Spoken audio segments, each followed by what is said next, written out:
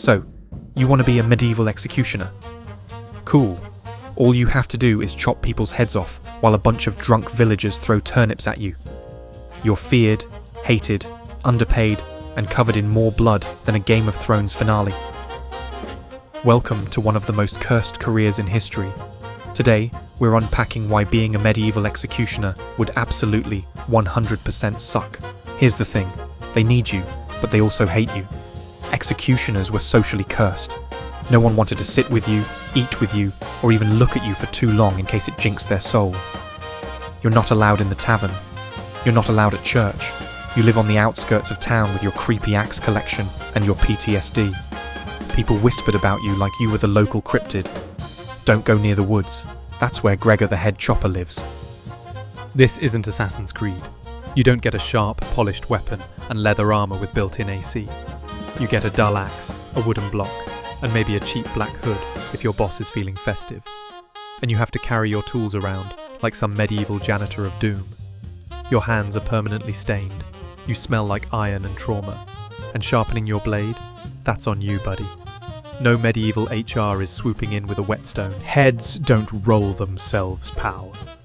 After the execution, guess who has to clean the blood, reset the scaffold, bury the bodies, and sometimes display the head on a spike?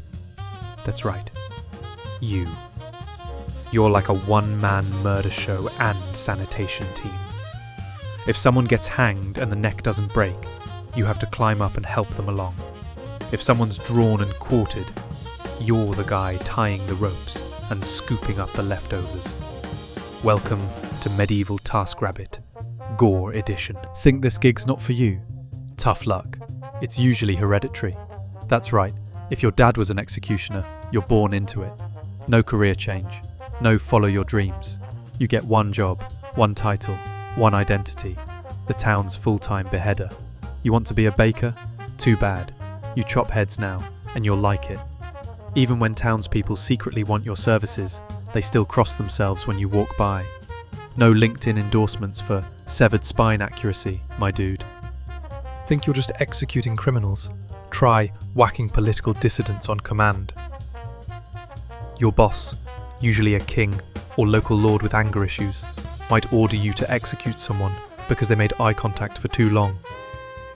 And if you refuse, you're next.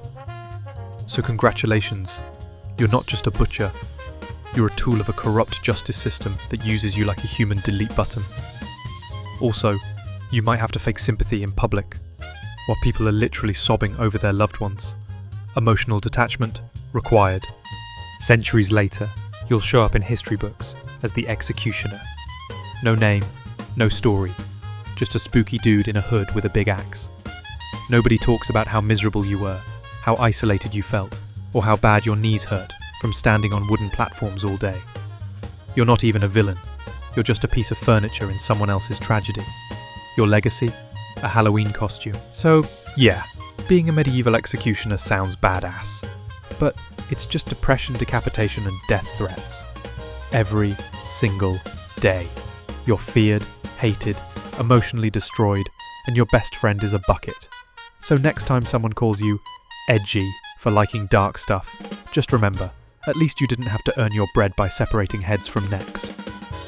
Hit like if you enjoy not being forced to execute people in front of angry townsfolk. Subscribe for more cursed history therapy sessions. And comment below, which medieval job do you think was the worst? Unless you still want the job. In that case, therapy's available in aisle 3.